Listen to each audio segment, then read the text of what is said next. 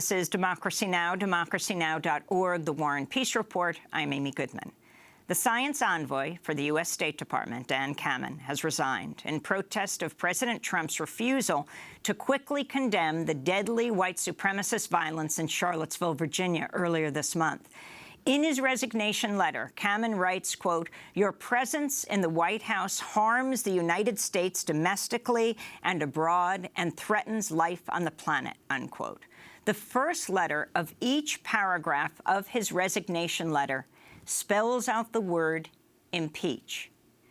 This is now resigned science envoy Dan Kammen speaking to Democracy Now! During the 2016 Climate Change Summit in Marrakesh, Morocco, just after President Trump was elected. To be a climate denier in 2016 is to simply ignore science. A businessman is supposed to be flexible and thoughtful about opportunity. Clean energy is an economic boom, and it's a boom for equity around the planet. And to turn your back on that is to put ideology over simple, good, clean energy business and clean energy jobs. For more, we go to San Francisco, where we're joined by Daniel Kammen, just resigned as science envoy for the State Department, professor of energy at the University of California, Berkeley. Daniel Kammen, welcome back to Democracy Now! Talk about why, at this point, you have decided to resign as science envoy for the State Department. Well, thanks for having me back on. My decision was really a culmination. I was initially, of course, very concerned when the president pulled out of the Paris Climate Accord. I did want to give a chance to see if the statement that he made, he wanted to engage with the process and see if there was a quote-unquote better deal for the United States, although I actually think that the deal was very well done as is. We, in fact, designed quite a bit of it. But the larger feature was that I never saw that re-engagement to discuss the deal in detail.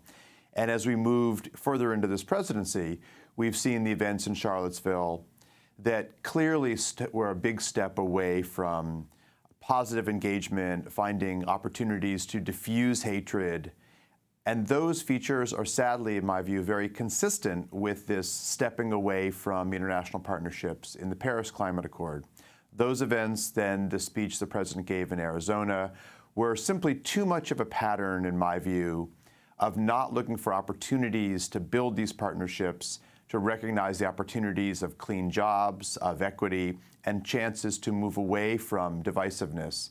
And that's why I did not feel that I could fulfill the position of science envoy focused on energy and climate in Africa and the Middle East under this administration. How do you see Charlottesville connected to the issues that, well, you're in the State Department for, or you were? Science envoy? Well, I think they're actually very closely connected. The goal of the State Department is diplomacy, building bridges, finding opportunities to identify points of tension and rise above, whether that's through additional mediation, whether that's through finding the challenges that both sides are facing.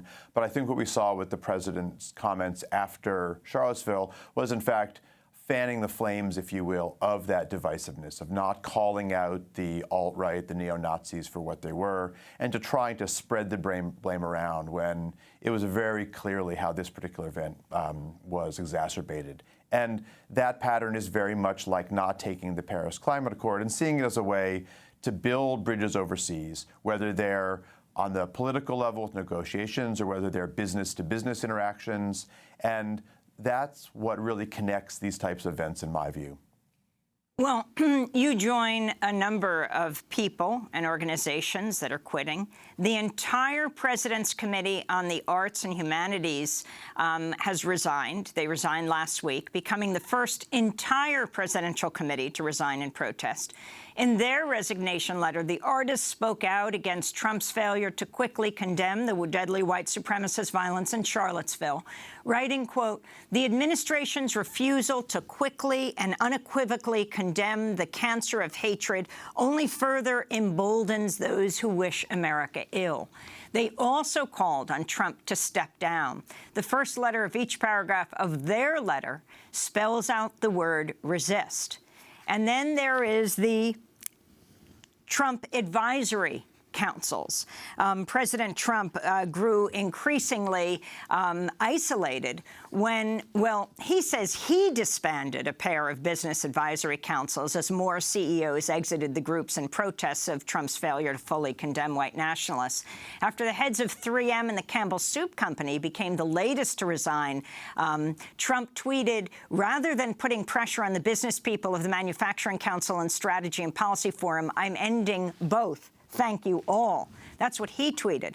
But the story behind the scenes is that members of the council called Jared Kushner at the White House to say they were going to resign en masse. And it was at that point when he was notified, the son-in-law and senior advisor to President Trump, that Trump tweeted out that he was banning the two councils. So, Daniel Kamen, are you hearing about more people like yourself or whole councils or committees or entities that are weighing this right now? I haven't heard of others that are considering it, but I do think the ones that you highlighted really speak for themselves in terms of there's a diverse range of issues, from the role of science to business leaderships actually appointed by the White House to the events of the Arts Council. In fact, it was the Arts Council statement that inspired me to construct mine in the way that I did, because I thought that they eloquently and very clearly laid down a line that we expect a level of behavior from the White House that looks for opportunities to build bridges, not to divide. And that's really what Charlottesville brought into clarity for many of us. So can you talk about your letter and the fact that the first letter of each of the paragraphs, your resignation letter, spells out the word impeach?